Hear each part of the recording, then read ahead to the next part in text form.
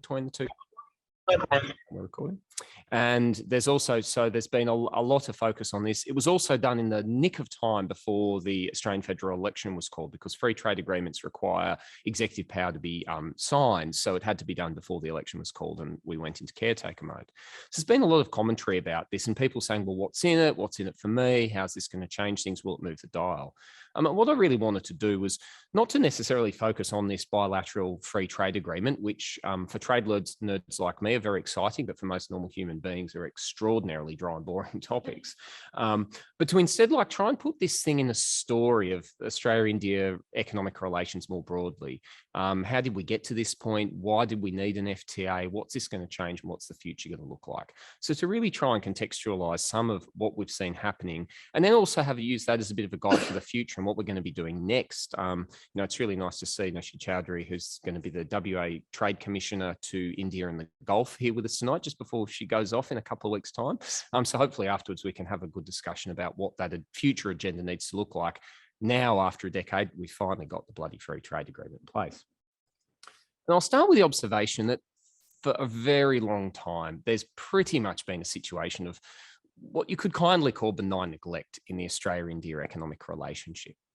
And to try and make this a story, we've seen a really long trajectory in Australia going back probably about 2 generations of Australia reorienting its economic relationships away from the old world. So Britain, Europe, the former colonial powers, which is where settler white Australia came from, towards newer economic partners in the Indo-Pacific region.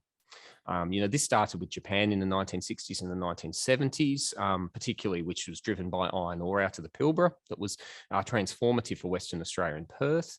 And after that relationship was built, we just have seen Australia over successive decades basically layering on additional major transformative regional economic partners. So Korea and Taiwan following the 1980s, a number of Southeast Asian relationships in the 1990s. And of course, we then had a big reorientation towards China just after around the turn of the 21st century, which has drove the most recent mining boom that has again retransformed Western Australia and Perth. And the interesting thing is about how Australia has done this pivot. And now about 3/4 of our trade is done with regional partners. And that's down from before the 1960s with Japan, practically none. So we've gone from being economically part of Europe and America to economically being a part of Asia in the space of 2 generations. I think there'd be very few countries in the world that have reoriented themselves so dramatically. But we've had a way to do it. And we can refer to this as a kind of trusted playbook for Australia. And what we've always used in all of those relationships has started effectively with the mining and resource and energy sectors. This was something that Australia had significant amounts of, and industrializing economies in Asia needed them at different times in their industrialization path. So we'd start with a trade and investment relationship built around, with Japan, it was coal and iron ore. And we would use that, which would be something that would be a big, massive industry. It would employ a lot of people. It would attract billions of dollars of investment in and generate billions of dollars of exports out. And that kind of produced the ballast in the economic relationship that then other sectors of the Australian economy could tag onto. So you would have a deep relationship. There'd be lots of corporate knowledge in Australia about Japan and in Japan about Australia because of that resource trade. And that would spill over into getting agriculture, doing services, doing technology, more recently even education, which was the big Australian export success story of the early 2000s.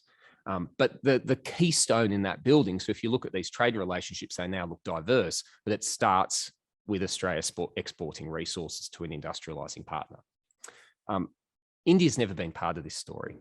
We have never seen a significant increase in Australia-India economic relations, so it's yet to be added to the end of the list. I've just got up there the share of Australia's two-way trade with India. That sits at about 3%. A lot of people think that's scandalous given how big India is and how close we are sharing a maritime, effectively sharing an ocean. And the only changes in that chart actually happened in 2009 and 2018. The movement in that chart's driven by coal prices. So when coal prices go up, we do more trade. When they come back down, it goes back down to an average long-term level of about 2.5 going back for a long time. So it's pretty clear that that's flat. Nothing interesting is happening. It's not growing. Why? In principle, everything that helped drive Australia's relations with other partners in the Indo-Pacific region should theoretically apply to India.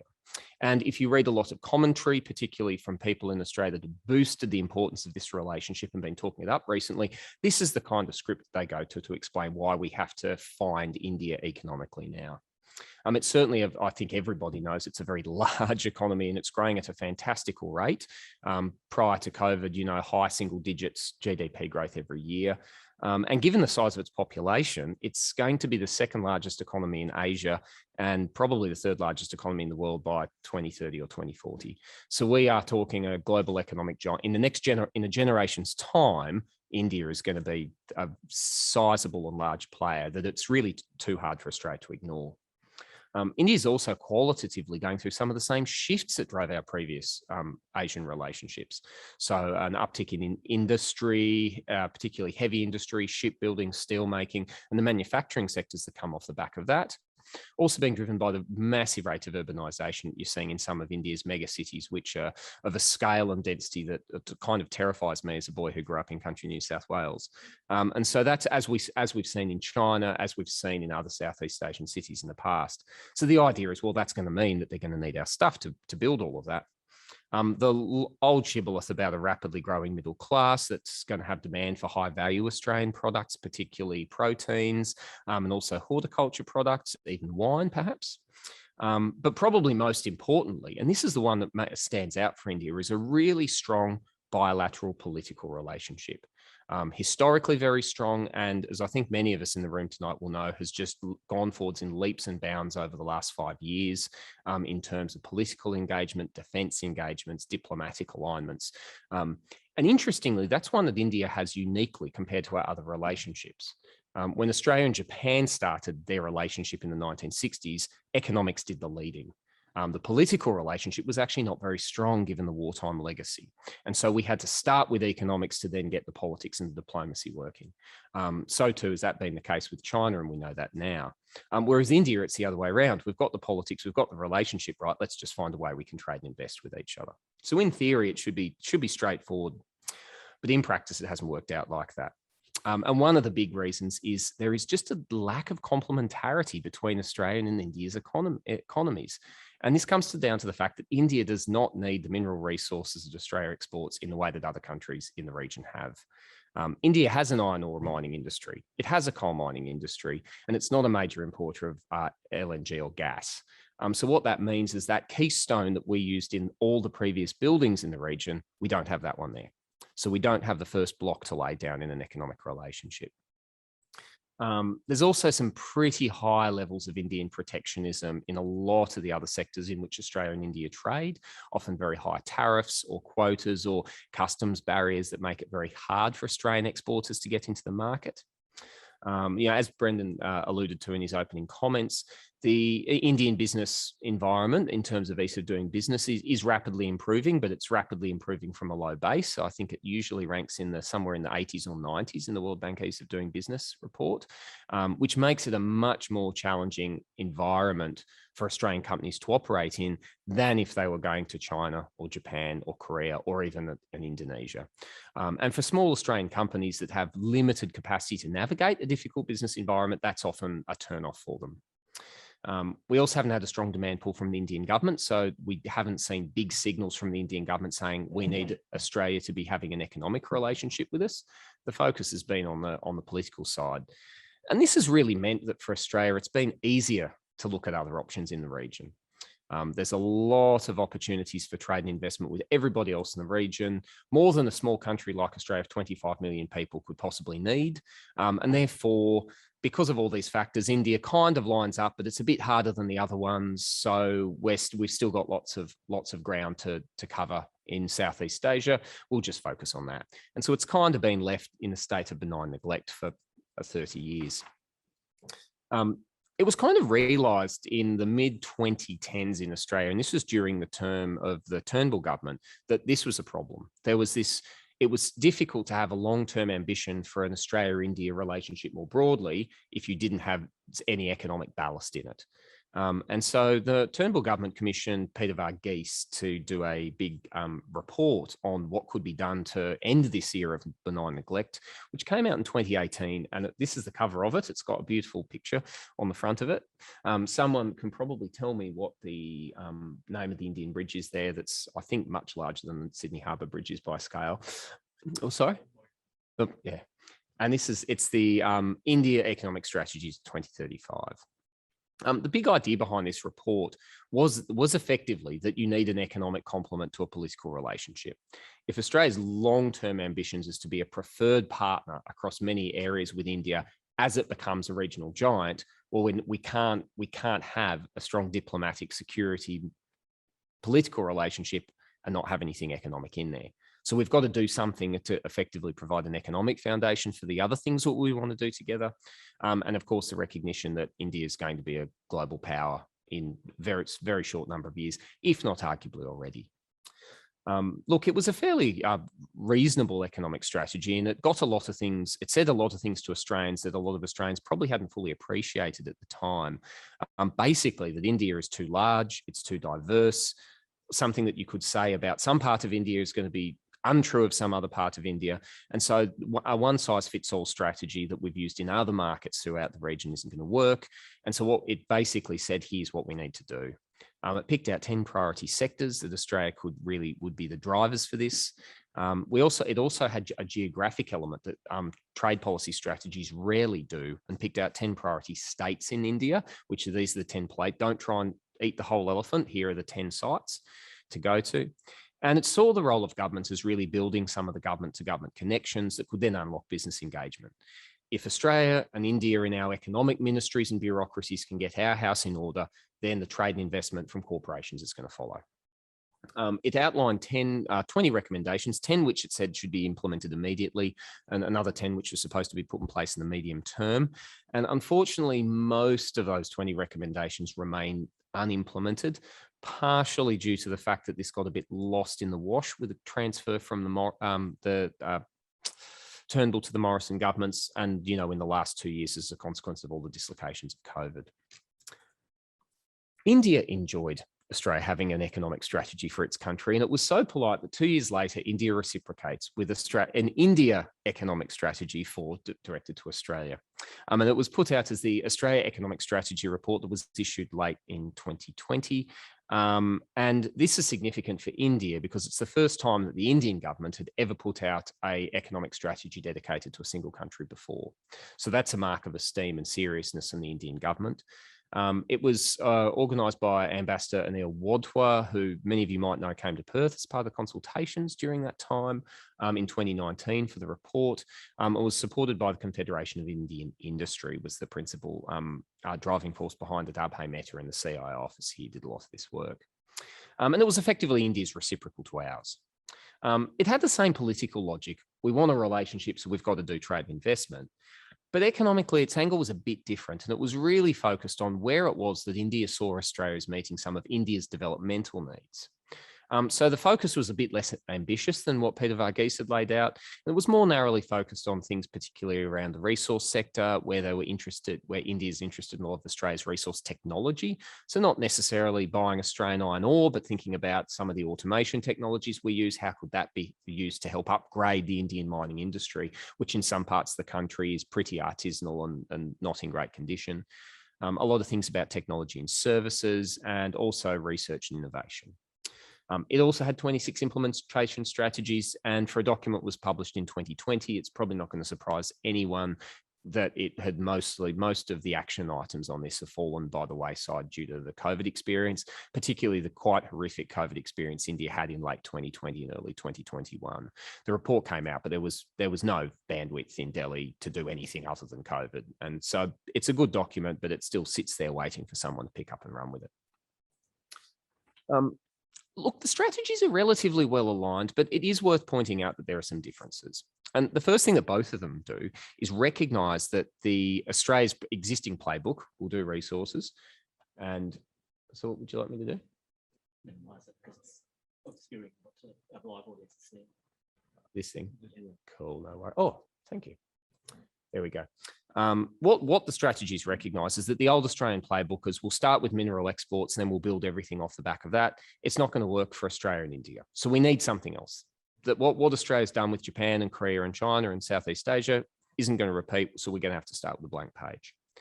There's certainly some common themes around some sectors, particular focus in technology and things like that. But there are some differences. One I'd probably highlight is that Australia had a heavy focus on education in our strategy. And this was kind of inspired by the idea that India could be a big onshore student market. Whereas for India, they were interested more in defence industry and policy things, which India wouldn't typically be a preferred partner for Australia in that space. So the list didn't perfectly lined up. And we could really see a big difference in that this was Australia looking for the next big Asian trade partner. If China was the next Japan, then we need the next China. Who's going to be the next China? India could be that. Whereas on the Indian agenda was much more narrow. That India is a large country. It has its own development needs and economic priorities. And we're trying to see how Australia might plug some holes in there. So there's a big kind of significance gap involved straight away. Australia's looking for a giant. India's looking for a junior partner who could help fill in some gaps in what it needs. Something else that's worth noting is there was a big difference in the modalities that we wanted. Australia was very interested in trade, so we want another export market in a large country. Whereas India's focus has been much more on investment and capacity building. We want capital and technology from our partners that can help upgrade the Indian economy. We're less interested in buying Australian commodities or goods or services. And that comes from the different preferences of the two countries. I would mention at the end, there also has been a politically vexing issue over what we call in trade policy movement of natural persons, or MMP, but it basically refers to migration. So things about skilled work visas, permanent residency pathways. It's the bucket that captures all of those how do people move across borders issues. This is a significant issue for India, and it's very ambitious on this and would like to see a lot more of that. And I think most people would be aware this is a sensitive political issue in Australia, particularly under constitution of certain governments, and gets caught up in issues around migration policy in Australia and foreigners taking jobs and things like that, which is an issue for both the Coalition and the Labor Party in different ways when they're respectively in office. So that was hard to find a landing point on. But what's really interesting is what's happened probably, I'd say, the last 2 years or even just 18 months, after kind of spinning the wheels on this and thinking about where do we line up and where do we not. Suddenly in early 2021, there was a huge political push to turn this around and start this working. And it had nothing to do with economic drivers, and it had everything to do with geopolitics. And what we've seen is a number of those political drivers really emanating from international politics light a fire under that desire in both countries to build an economic relationship to gird their growing political one. First thing that happened was India's departure from the RCEP agreement in 2019, which some of you might know is a very recently completed multilateral trade agreement between ASEAN, Japan, Korea, Australia, New Zealand, that India had been involved in for over a decade.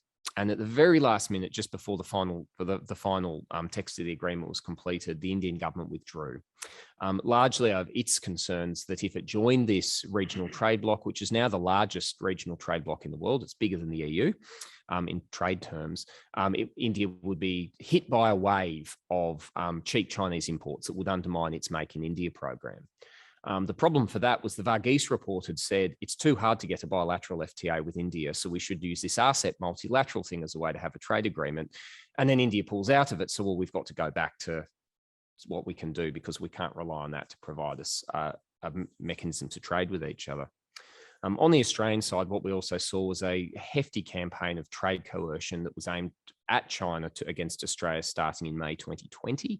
I've just got on the right-hand side of here a list of all the Australian commodities that were sanctioned by the Chinese government over the by the end of 2020, which covered in some way almost $70 billion of Australian exports.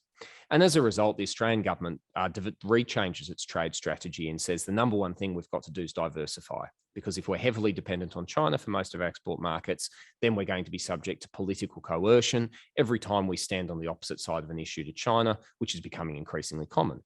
And of course, if you're looking for new trade partners in the region, where better to look than a giant country of similar population and growth trajectory that China was on 20 years ago. So Australia starts looking more towards India as well. Politically, we've seen a big uptick in the political relationship. And the thing I'd cite here was the elevation of the Quad to a leaders summit in the middle of last year. So this is the Quad countries finally saying we've gotten over some of the tensions and difficulties around the Quad's establishment back in 2009, and then Kevin Rudd pulled Australia out of it, and that upset a lot of people. And we've seen the geopolitical risks in the region, particularly around China, are so great. The Quad is now going to be our preferred diplomatic instrument in the Indo-Pacific, and we're going to make the Quad summit a leaders level summit starting last year.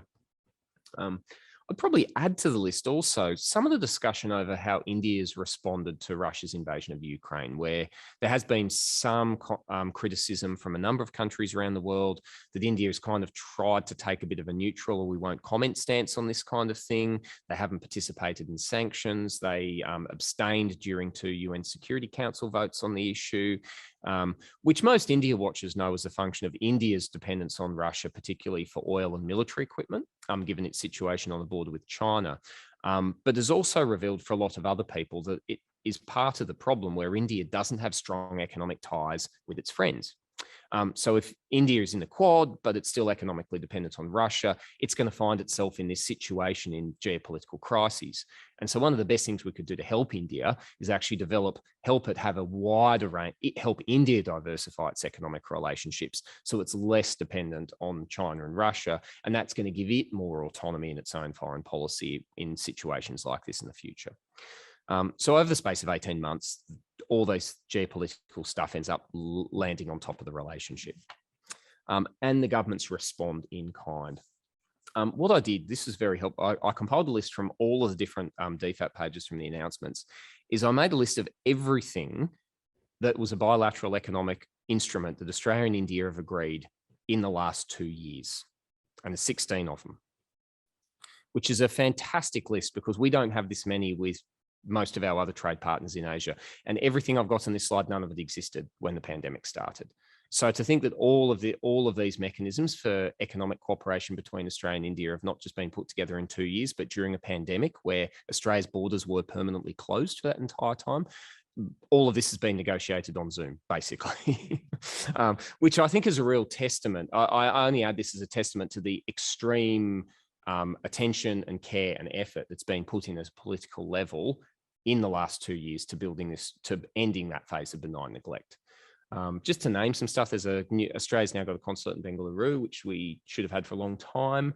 A number of things that you can kind of see, a lot of things are designed around things where India has a developmental need, but Australia has something to bring to the table.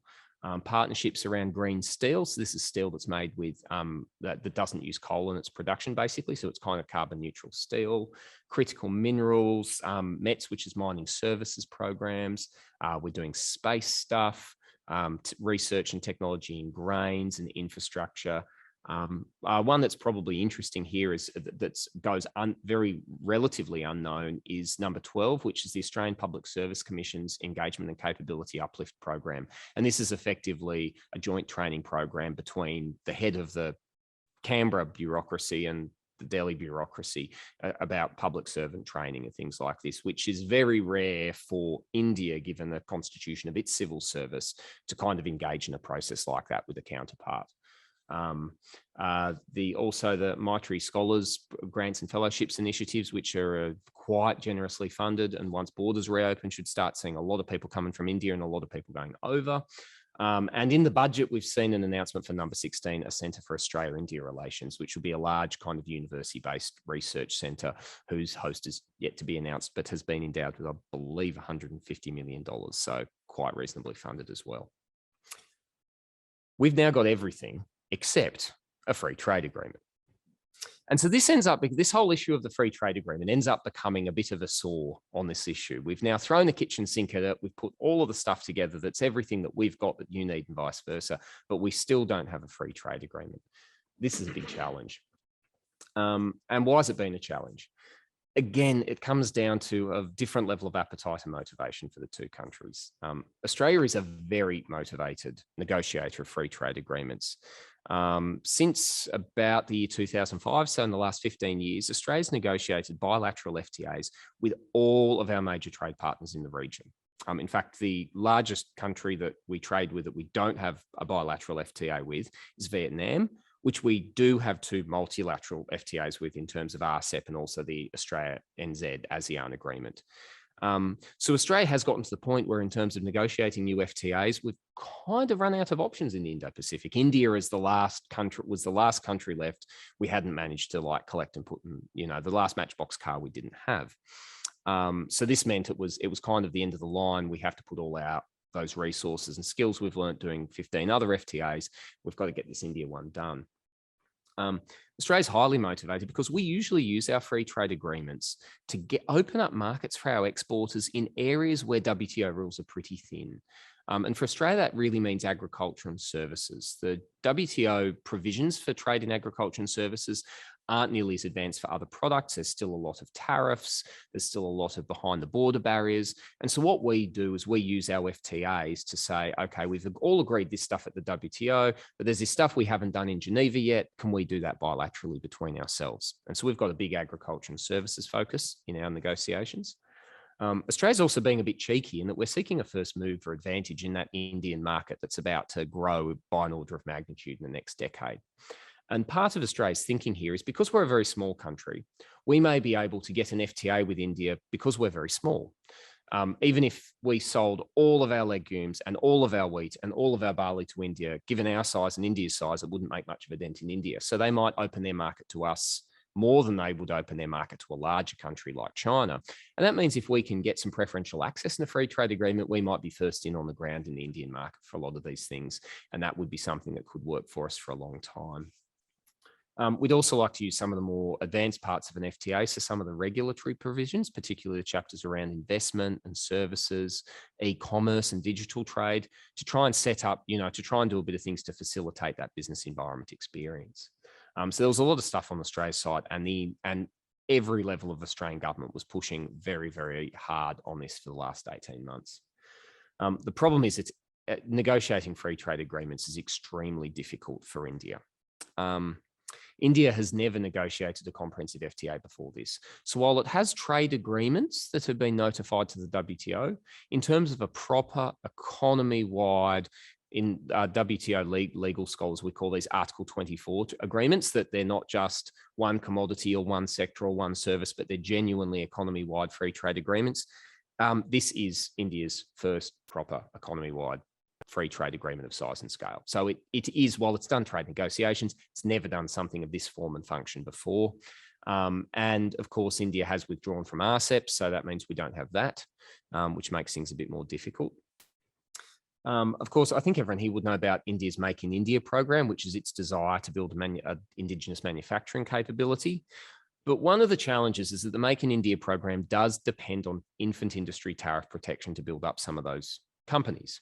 And so whenever Australia and India negotiates, it's very hard for India to negotiate away a tariff because the whole Make in India economic strategy relies on those tariffs to get, it's not just a source of tax revenue from the government, it's actually essential for the industrialization and urbanization program. When we get to agriculture, there is also a perception in India that the country's food security relies on agricultural protection. Trade economists like me would argue that that's not necessarily correct, and we can have a debate about that. But the point remains that most elite groups in India, whether they're farmers' lobbies, trade officials, broader economic officials, certainly believe that this is the case, that India's food security, particularly for poor farmers, would be at great jeopardy if they didn't have very high tariffs on a lot of agricultural products that often run to 60 or 80%. We need that, or our peasant farmers might starve in bad years. So that's a big barrier to overcome. India also has actually been walking back from some of those more advanced regulatory provisions. So in the last 10 years, it terminated all of its bilateral investment treaties that had been signed in the 90s after the economic reform program following 1991. And the final barrier that we've had is that the number one offense, what in trade negotiations we call them offensive requests, but they're basically the things we ask the other person to do. India's main offensive request in trade is around migration issues, movement of natural persons. And this is to do with partially to do with India's skills economy and its remittance economy. They would like some of their population to be able to migrate to other countries to get education and potentially return remittances home. The problem is for a country for many negotiating partners, migration is a really sensitive issue that they don't want to make concessions on for domestic political reasons. That's especially true in Australia. And I think you probably only have to look at some of the right-wing groups and the election campaigns they're running at the moment to be reminded daily that those sentiments still exist in the Australian community. But we did finally get one 3 weeks ago. And this was after negotiations had been first mooted in 2012. The formally started in 2013. They were suspended in 2015. And in 2020, they were belatedly restarted again. And it took about 18 months on the second turnaround to get a bilateral free trade agreement. To make things simple, because the actual text is about 600 pages long and it's completely unreadable for anyone that doesn't have a PhD in trade economics, I made just this one slide, which just gives you a bit of a summary of what's in here. So if anyone ever asks you, well, what are we going to sell to India now? This is the list. First column I've got on the left, there's a few things that Australia's now got in at zero tariffs, effective at entry into force, which will be in a couple of months' time. So this is basically stuff. It's now free range. These industries get full free access to the Indian market, and they've got it before any other country. So they get the first mover advantage that we were looking for. Not a lot of big ticket items on here. Sheep meat and wool, couple of minerals, LNG, good stuff, but nothing huge or big ticket there. Because India is a developing country, it often phases in its market access provisions. So it says, we're not going to zero the tariff, but we'll cut it from 150% to 75%, which is still a big advantage if all of Australia's other competitors are paying 150 still. And we'll phase that in over a period. So we've got a larger range of industries which are a bit more sensitive that are getting partial tariff cuts phased in somewhere between over the next decade. Infant formula, which means we'll be able to export infant formula to a country that's not China pretty soon. A whole lot of nuts, fruits, vegetables, probably avocados. We'll be seeing Australian avocados can make it in India soon. Wine has got the tariff famously cut from 150 to 75%. A lot of oil seeds, which is particularly legumes. Seafood, so you will now be able to get Australian lobster in India. A number of processed foods and some pharmaceutical products. So once we go for a kind of a compromised position, the list does get a bit longer. But it was a little bit disappointing on services and investment. When it came to services, there was no new market access. So India hasn't offered Australia anything new. What it has agreed to is bind India's existing policy settings at their current level. So what Australia gets in India now, we will promise under a treaty to continue that treatment into the future. And this is more significant than it thinks, because if you're an Australian company, you may have concerns about the regulatory reliability in India. This is a treaty level commitment that's litigable at international law, saying if you choose to make an investment in India today, you can know that in 10 years' time, those conditions will still be pertain, even if the government changes, even if whatever else happens. So it doesn't open a new market, but it does really address that business concern about ease of doing business, that it's not getting easier, but it's not going to get harder either. India also said that if a larger country comes along and gives something to India on services, that they'll give it to us as well. So we won't lose advantage if somebody else comes along and does one.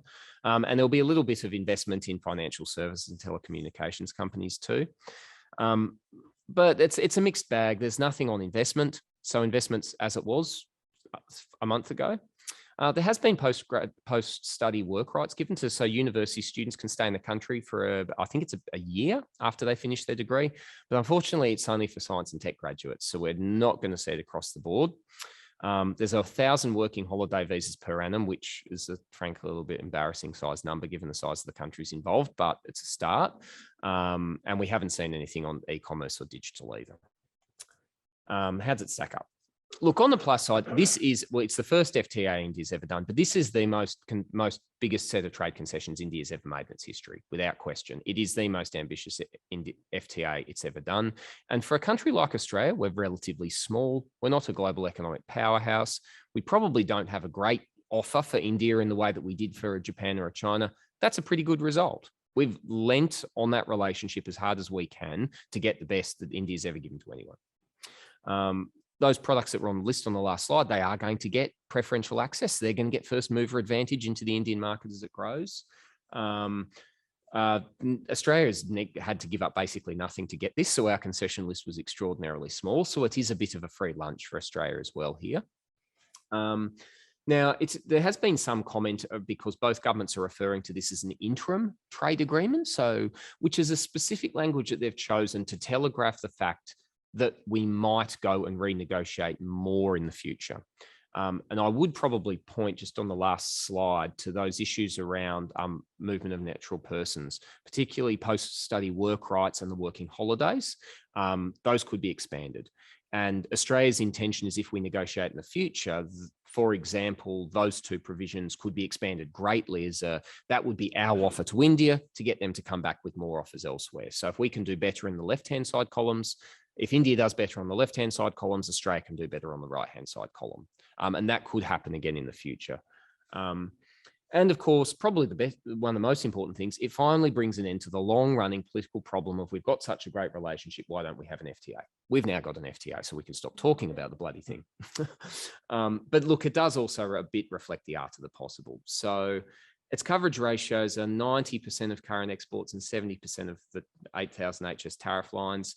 That's a good result for India. That is the lowest coverage ratio of any FTAs Australia's ever done. So it's India's best, but it is Australia's worst. Realistically, there's no other way to put that.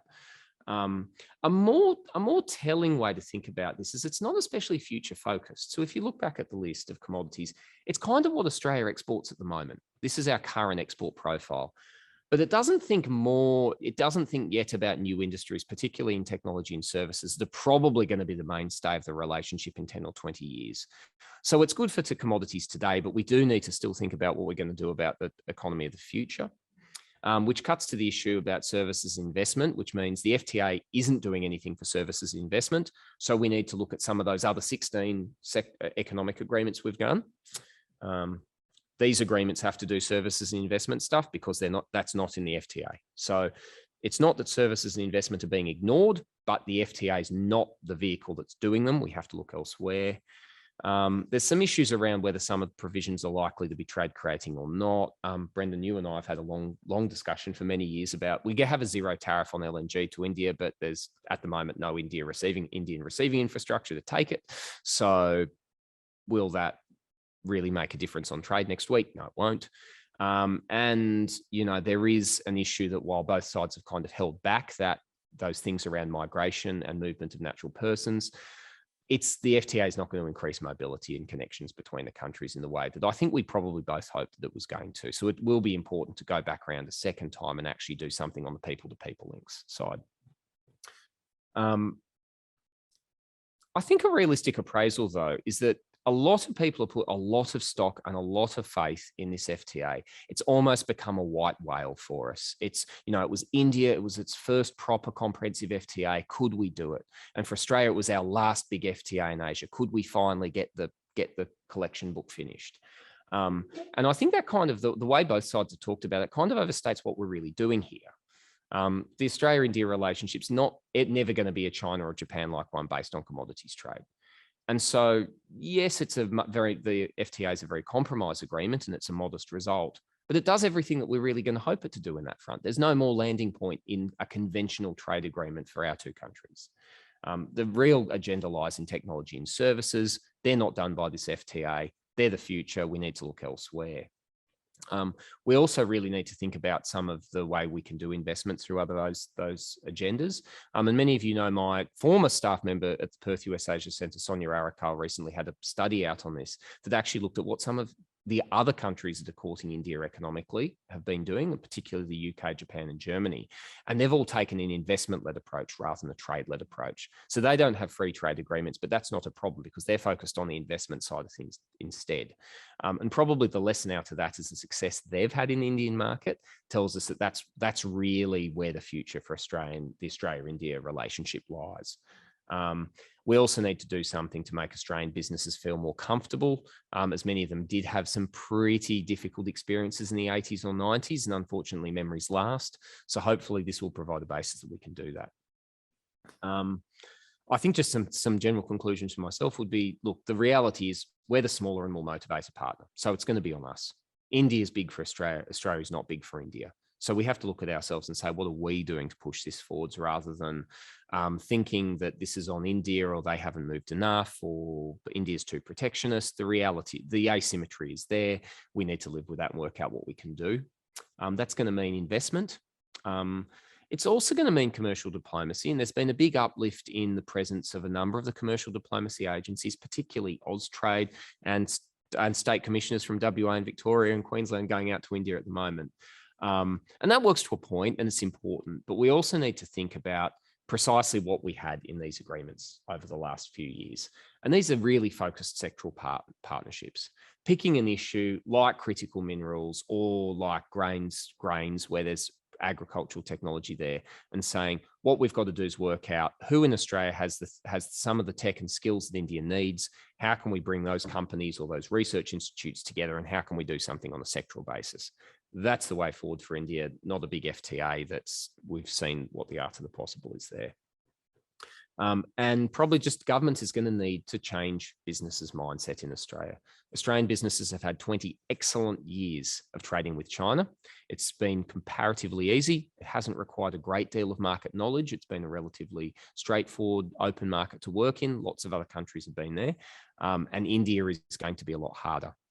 So there needs to be some real work by government to help businesses go through that journey and actually think about, yes, this is a bit more challenging, but you need to broaden your horizons and learn how to deal with these issues because others have been able to, and we need to do that in the future.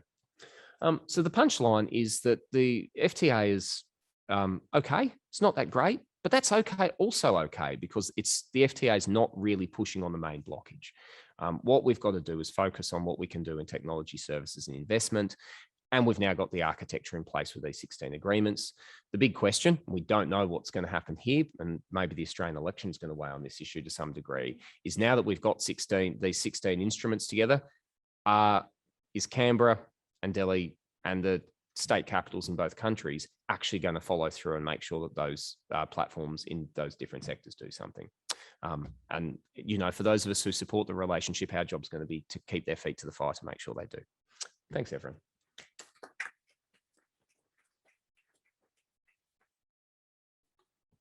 Thank you, Jeff. As usual, very, both the macro and the micro perspectives you've covered. When Jeff agreed to do this talk, he suggested that rather than him talk for an extended period of time, that we have more discussion time, and including a bit of a Q&A between Jeff and myself. So a little bit different today. We're going to start off with maybe some pointed questions. Having personally been involved in trying to trade and do business in India myself, when in my previous roles, I've come away with my own perspectives as well, which maybe we can have a bit of an exchange about. You've touched on them, but maybe we can develop a little bit more. My first is similar to your thought, is this running towards FTA as a catch-cry solution by the government to say, hey, we're doing something about this, right? I think, and we've seen not just in India, but with some of the other economies with whom we've had FTAs, it is not the solution, particularly when the industries covered have already a lot of low tariff lines, right? So one case which I'm very familiar with is LNG. LNG was in the in the recent interim trade agreement. How it works effectively is, although on the books there is a tariff for the import of LNG, India never charges it to anyone, right?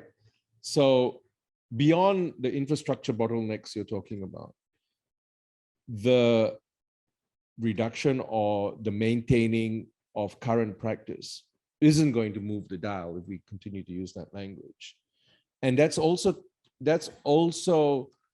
because of the structure of that particular sector in India and how the competitors are able to continue to dominate that market and not have a lot of space for Australia. One is geographic competitiveness, because India gets a lot of the LNG from the Middle East, and India's import infrastructure is on the West Coast. So from a distance perspective, it's very competitive compared to ourselves. But also, and this is where it gets to the business environment, India has very famously been the country that has reneged on contracts, LNG contracts, very publicly renegotiated them as a political statement as well. And so that's not going to change. This FTA is not going to do anything for that. And I suspect in many other of these subsectors and sectors, you're going to find the same thing. And my fear is 5-10 years down the track, we won't have a lot to show for it. And that flows out from this. And I think you have made the point that it doesn't also hit the areas where there is going to be growth. So why is this recourse to FTAs? Why is this recourse to FTAs as the kind of panacea to all trade woes and diversity of our trade relationship there? And a bit more challenging is how do we change the focus to the things that Sonia talked about, like government getting involved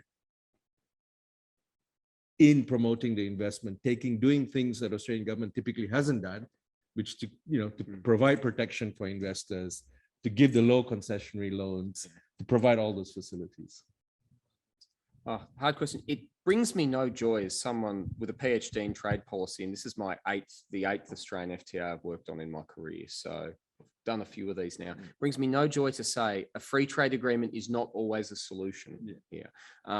There's actually, there's the famous trade economist Jagdish Bhagwati has this joke about bilateral free trade agreements. He says the principal reason governments do them is what he calls the CNN effect. And you've got to forgive his reference because he actually wrote this in the late 90s. Do you know when CNN was like the big TV? I know it's a bit dated. There'd probably be TikTok or something now, but and he said that one of the big reasons that governments sign these is because if you sign a free trade agreement, particularly he was writing in America, this is when Guatemala signs an FTA with the US in 2004. The president of Guatemala gets to go and ring the bell at the NYSE and shake the president's hand and get on CNN. And so one of the big drivers for governments, particularly, at the leaders and executive and ministers levels to do FTAs was because they have that kind of ringing the bell effect.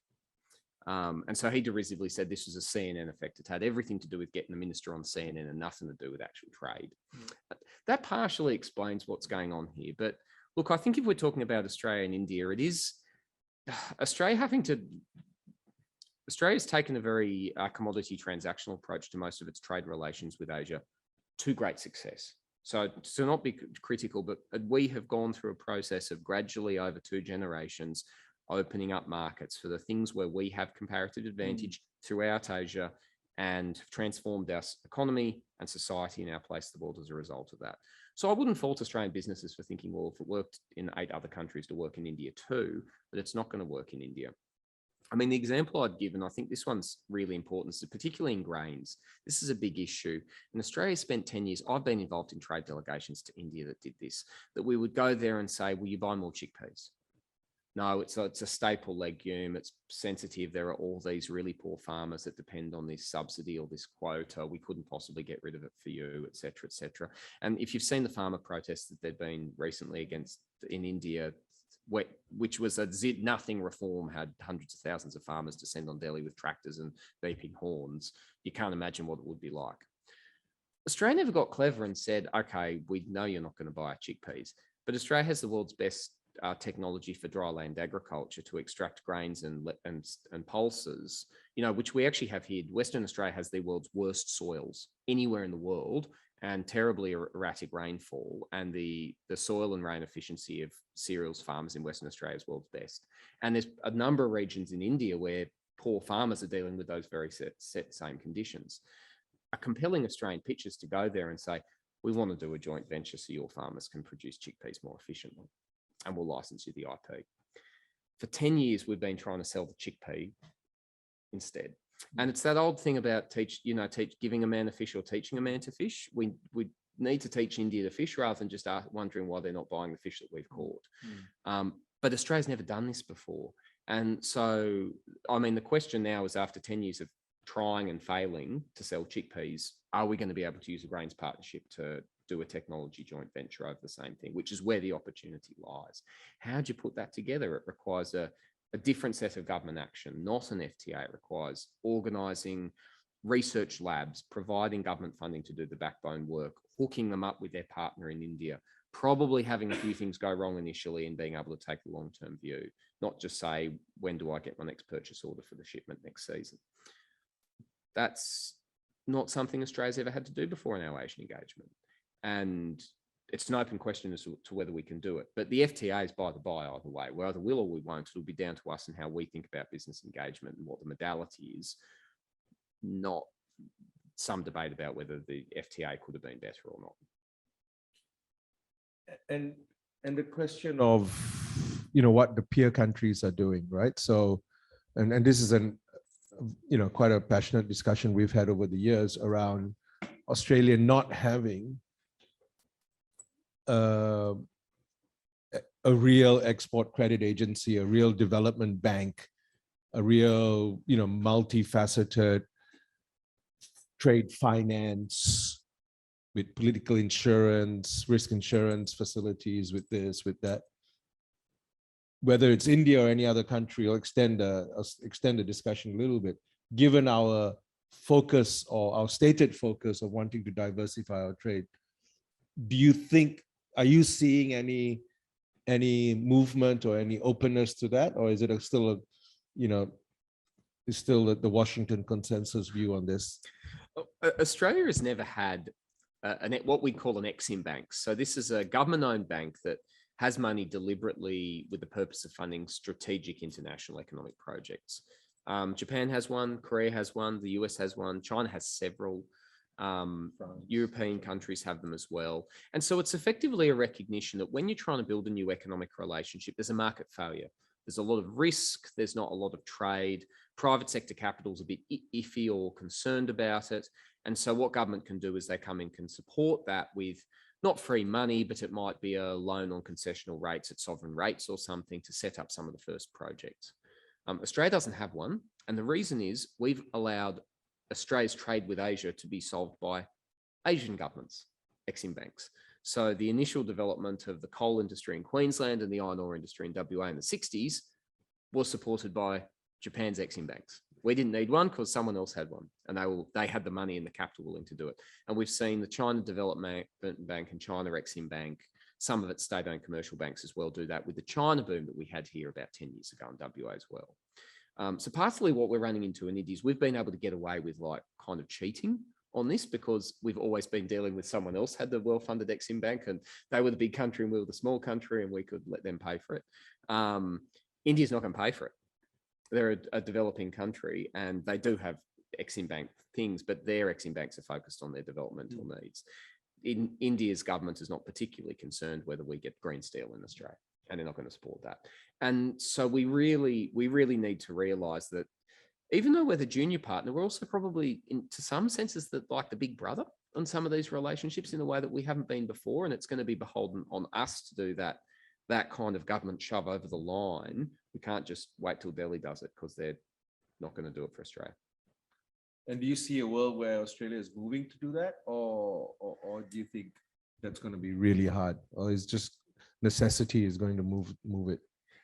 It's going to require, and this is something that's got nothing to do with India. It's going to require real change in Australia's broader philosophy of economic policy. Actually, that there is that some of you of the right age may remember there was this old theory of government in Canberra. It was called the Yellow Pages theory of government, and it went, if you could find a good or a service in the Yellow Pages, again, this is showing age, back when that was how you found stuff.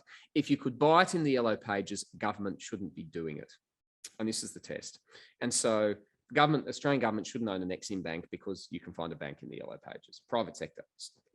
Our job is to provide things that the private sector doesn't provide. If there is a single private provider, we have no interest in it.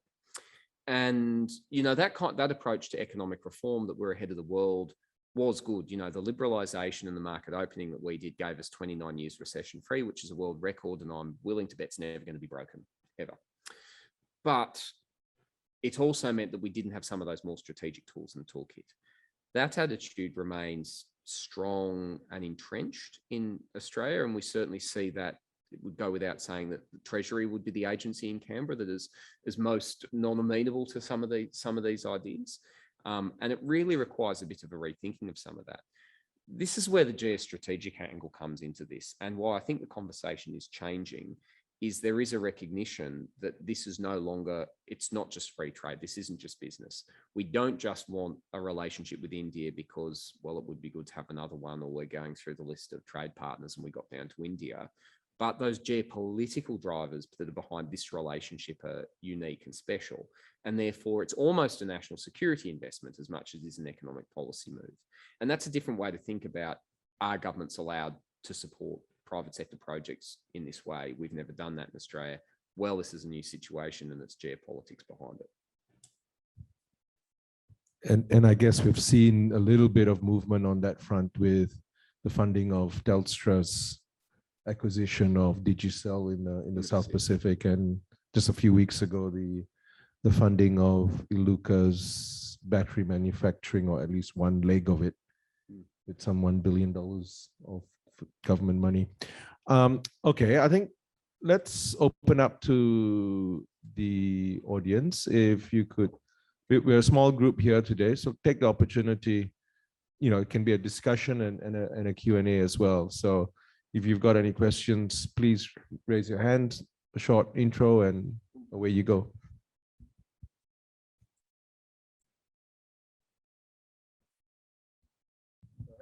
I'll ask another one then. Think about some questions. And I think maybe, Prashant, you will have this in your head anyway. The Peter Varghese in his report, and I had a discussion with him, and I said I had a slightly different view, sort of blows up, I don't know what the right word is, blow up, puts into focus even at that stage, and the trajectory was quite interesting, of the diaspora community in Australia, the Indian diaspora community in India, and the Indian diaspora community in Australia, and what role they were going to play in the relationship. Firstly, I think the people-to-people aspects inevitably when you have got a big diaspora, but when it comes to trade and economic links, does this move the dial? The increased demographic force of the diaspora here, I don't see it as an automatic, there's no linear relationship beyond, obviously, tourism, family-related tourism, education. Just having a diaspora, a large diaspora here, doesn't automatically mean that we're going to be trading in goods and services in a significant way more than before. What's your view?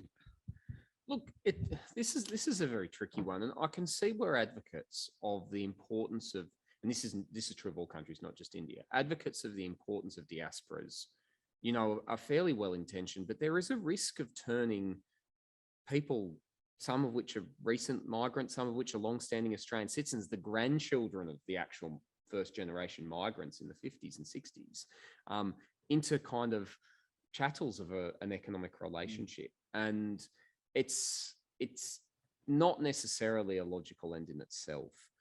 One of the challenges that I think we've found with the Indian diaspora specifically is it has a very different history in Australia to most other non-Anglo Celt diasporas of groups in Australia. I mean, when my family first came here, they were Scottish Highlanders were the ethnic minority, Catholics in the 1850s as well. So everyone was a migrant at some point.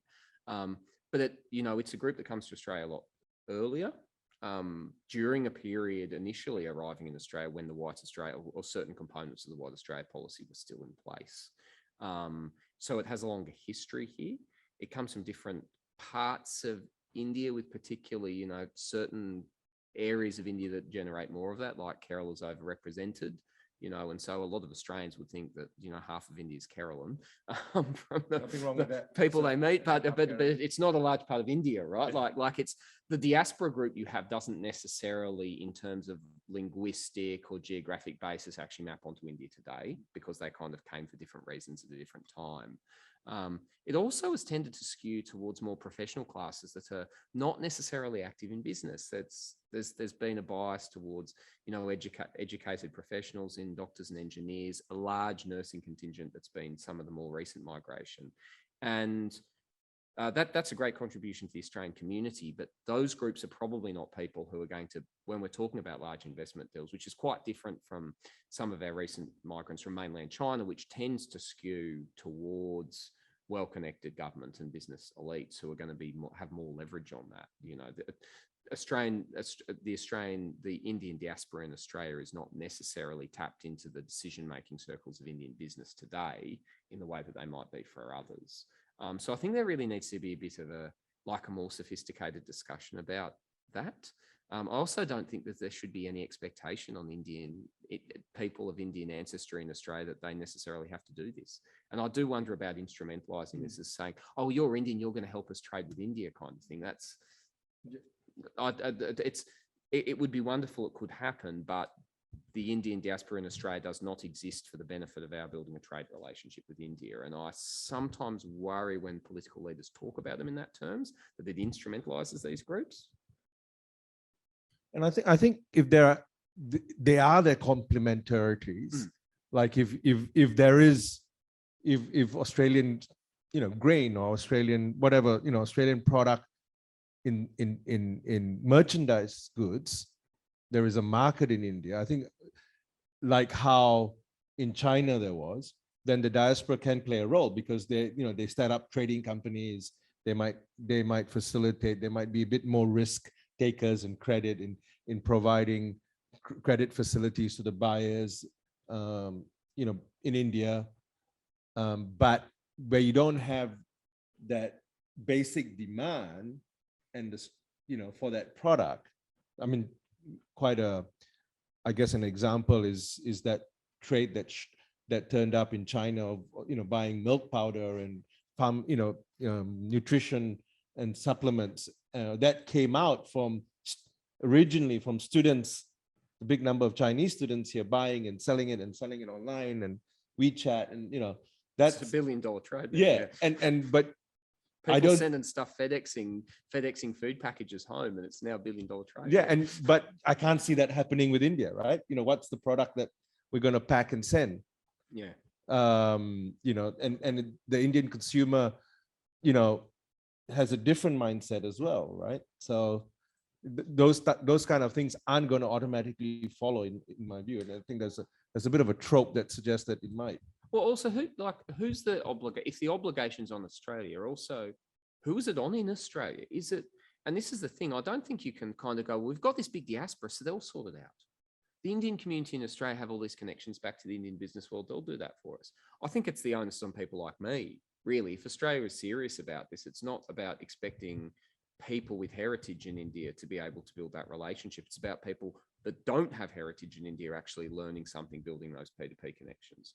So I would worry that the focus on the diaspora lets the rest of Anglo-Australia like myself off the hook in actually, investing in whether or not someone is going to do full language, investing in a set of cultural competencies, relationships, and some pretty deep knowledge of business and politics that they're going to be able to operate. That's the solution for Australia, not just getting the migrants to sort it out for us. Yeah. Thank you. Got a question from Thanks. Thanks, Brendan. And thanks, Jeff. That was a really, really comprehensive and very, very interesting presentation. Loved it. So I'm Nasheed. I'm the Trade and Investment Commissioner, newly appointed for the India Gulf region. And I've been watching this ECTA agreement, which has been 10 years in the making, but I would say it's way beyond 10 years. And being a part of the diaspora, I think it's an incredibly proud moment to see this interim agreement even come into play, because I think that CNN effect that you talk about is really, really key. It is about being able to say to the world that this is a strong partnership. There's a lot of work to still be undertaken. I think the future of the agreement is really, really fundamental. I even think, looking at what was done between Singapore and Australia around their digital FTA is something that probably needs to be looked at. I think the other part is the key thing into the future is that recognition of skills task force, which is going to be a fundamental linchpin to how we can unlock part of the potential to this relationship. Is the diaspora responsible? To some extent, but I think, it's about the cultural understanding. And I think, we've got 17 FTAs. It's not just about the FTAs and the negotiation and signing. It's the opportunity for our businesses to be able to advocate for what they need. And this interim agreement was signed very, very quickly. So I think between the interim, the ratification, which is apparently going to be announced or ratified by July, according to what Minister Tian recently announced, and then with the full agreement coming into place probably early next year, there is really a big opportunity to try and advocate for what our businesses need, but also build up that understanding and that capability of what it is to do business in India. Yes, it's complex, but this is where the beauty of the international education sector, where we've got the largest source market of Indian students coming in. This is the opportunity of understanding the culture. You don't necessarily need to be linked into those networks, but it's being able to understand the language, the way business is done. And that might be a big linchpin to unlocking that potential. No comments on? No, should we take? Yeah, so I was Sue's about to question on the ask. screen, We've got yeah. a couple of questions from the online audience. The first one is from an anonymous attendee, AA. How will the green steel relationship work? Will we be exporting hydrogen? Oh, you guys got the question up on the screen. Oh, excellent question. No one knows. Now, I mean, for those of you who might be aware, steel uses coal in its production, not just for the energy, but it's actually a chemical reaction in a blast furnace. So you can't put electricity into an existing blast furnace. It needs a redox reaction using the carbon in there. And it's probably 15 to 20% of world carbon emissions. So you're not going to get to net zero by 2050 if you want steel, and we have steel all around us. And so there's this push to create new things that are called green steel, which is a whole different way of manufacturing steel based on finding a way to put renewable energy into the steel production. One way to do this is to use hydrogen. There are other technologies around what they call direct reduced iron, where you can do some chemical processing and then use an electrolysis smelting. There's a couple of different pilot technologies and no one knows what they are yet, because they've all been demonstrated at what they'd call a lab scale. So they can make a little one that works on the desk, but how do they scale up to industrial scale? Until the technology gets sorted out, it's not really clear. I suspect what probably would make sense is for Australia and India to focus on where they've got comparative advantages. So Australia produces green hydrogen, which is hydrogen produced with electricity from a renewable source. Could be wind, could be solar, could be geothermal, tidal, whatever else, that we can export. It's basically like LNG. It goes in a pressurized tanker. The tanker's a bit harder, so it's at a lower pressure and temperature, so you need a really tough boat, but it's basically the same thing that you'd understand with LNG at the moment. And that could be used to firepower steel mills using one of these new technologies based in India to go into Indian infrastructure, or indeed for export to the rest of South Asia.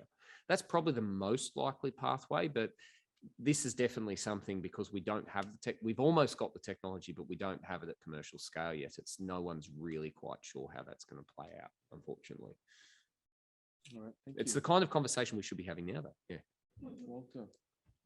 Oh, thank you. Jeff, great presentation. Thank you. My name is Walter Gomez. I'm on the WA Committee for the Australia-India Business Council. Some queries.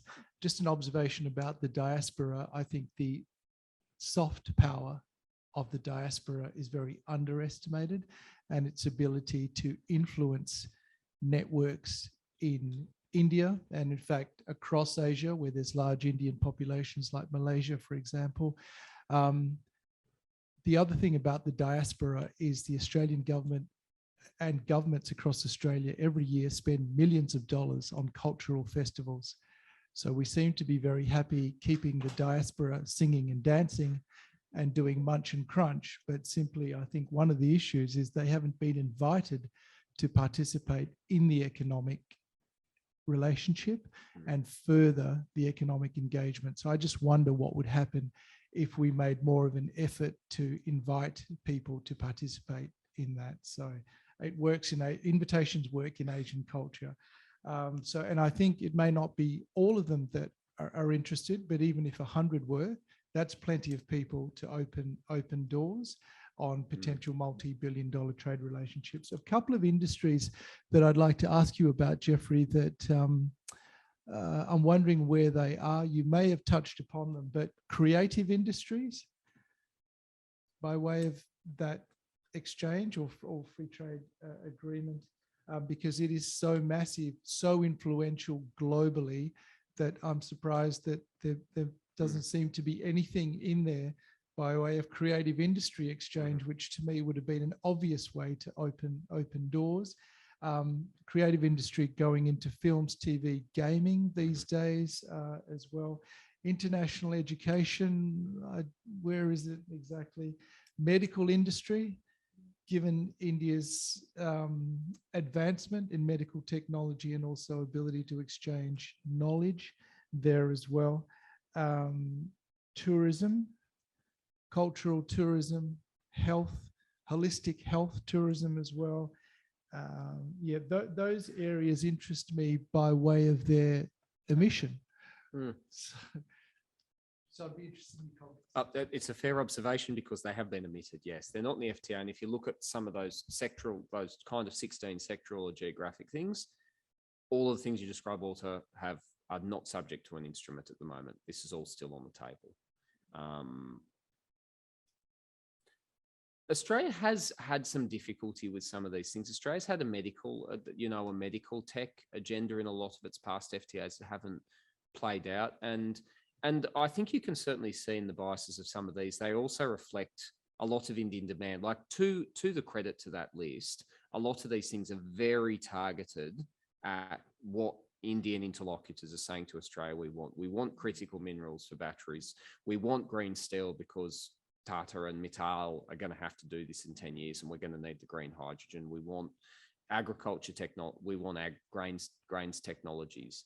And look, if I was going to offer a defense of the emissions, what is strong about that list is it really reflects some of the pull feedback that's been received from India. It's not necessarily been the highest order priority, and there has been a focus on that. That's not to say that these things shouldn't happen or something like that, but the reason it's been there is that those things haven't been viewed from the Indian side as core to India's developmental needs at the moment. And that's why the ask hasn't been there. So we've been focused on the stuff which is. I mean, it's a big relationship, and that doesn't mean you can't do it, though. Yeah. Should we ask Sue? Sue Boyd, previous president and fellow of the institute. Do you think there will be different approaches after the election between a Labour government and Conservatives? Oh, look, thanks, Sue. And this is a fascinating question. Thanks for putting me on the spot here. Look, an interesting observation I would make is that almost everything in Australian foreign policy and international relations is now highly politicized. You only need to read the newspaper today to see issues about the Solomons being a slanging match between the parties during the election. And I say that without recourse to taking a side here. And one of the things that's really fascinating is that the India relationship has been utterly unpoliticized in Australia. There's a big debate in our partisan politics about the appropriate scale for the US alliance. There's questions about what the China relationship should look like, questions about the focus on Southeast Asia and whom in Southeast Asia, what are we doing in the Pacific, all of these things, there is no foreign policy debate over the importance and need for India. This is the only, and this, I wouldn't just say this is true of this election, I'd also say this is really true of the last decade election cycle. That might be a bad thing, and some people would argue that when you have complete consensus, that means we're not really testing our approaches or ideas right. But it's not. I don't think there'll be different an approach simply because none of the main political forces in Australia, whether it's the parties or minor parties or anyone else, have been saying. Everyone is saying the same thing with respect to India. I think, there's a lot, obviously, and Sue would know this is better as good as anyone, there's a lot of personal style involved in foreign ministers and ambassadors and things like that. And you'd certainly get a very different complexion of the human resources in those jobs with a change of government. So that would probably change some stuff. But India is not there's no foreign policy debate in Australia for India. Everyone agrees it's got to get done, and we need the economic to bolster what we've done politically. So no, for good reason. Excellent. So you mean to say Scott Morrison is these days, it will be Oh, look on that. There's a lot of commentary around this SCO Modi thing, and there's a thing on Twitter. ScoMo, yeah, and there's some yeah. Look, we all like this and have a bit of a laugh of it. And now there's people in DFAT that are paid to do this now, social media managers. But look, if you really look at what we're talking about here and what's driving it, these are big geopolitical currents that are pushing India and Australia together in new complex ways in the Quad and various other things. And these are big questions about green steel and hydrogen and India's developmental needs and what Australia can do to diversify its trade. This is way bigger than a SCO Modi love-in tweet. And it's not a relationship that's reliant on personalities. It's a relationship that's got big buy-in on both systems, and it's been driven by big global forces. I wouldn't, there are some relationships that Australia's had that have been caught up in a personality on our side or their side. And if you've got a change of government, you lose some equities. I don't think that's not the situation that we've got here, Great. We're coming. On? Do we have time? Was there another question? Or? Oh, sorry. Oh, sorry. I didn't see you there. My apologies. You were behind the monitor for me the whole time. I didn't have my hand up, just put it up at the end. Kira Lachlan, a former member. Good to be back. Jeffrey, thank you very much for that. It was very interesting. I think you mentioned a few times some of the limitations of free trade agreements, and you cross-referred back to that slide of the 16 political arrangements. But I was just wondering, during the various consultation processes with business, which I assume have happened over the years in the lead up to these sorts of arrangements, what sort of things are business asking for? Are they really demanding a political solution, or is there a reality that a lot of businesses and a lot of industry aren't in India because it's such a nightmare doing business in India for some people? Yeah. Look, there are certainly some Australian, there are a couple of large Australian businesses that had India strategies 10 or 20 years ago that didn't go so well. But though that's true of many countries in the region as well, particularly a lot of Australian businesses, including large banks that have been in Southeast Asia that hadn't worked for them. So India is not the only place Australian businesses have gone a bit ambitiously and found reality a bit harder. So speaking generally, what I would have found in business consultations around not just the FTA, but also those broader 16 things as well, is really more like a lack of engagement to some degree. A lot of the Australian businesses who are most internationalized are in those sectors where our big trade relationships in other parts of Asia are. And so for them, they're not engaged in India because India doesn't buy iron ore, so big iron ore mining companies don't really have a lot of equities in India for that reason. And the companies that do have things that align are often, sometimes for Australia, first-time internationalisers. They might not be exporting, they might not have had international partnerships before, particularly when you're moving into some of those newer tech sectors, or they might have had them, but they've had them, particularly in some of the technology, in services industries, they've had them with other developed countries, like they would see international partnerships as being with the US or Europe or something like that. A country like India would be very foreign to them. And so a lot of what we've seen in business consultations is there's this bit of this narrative that Australian businesses had a tough time in India in the 90s and they've got to be convinced to go back.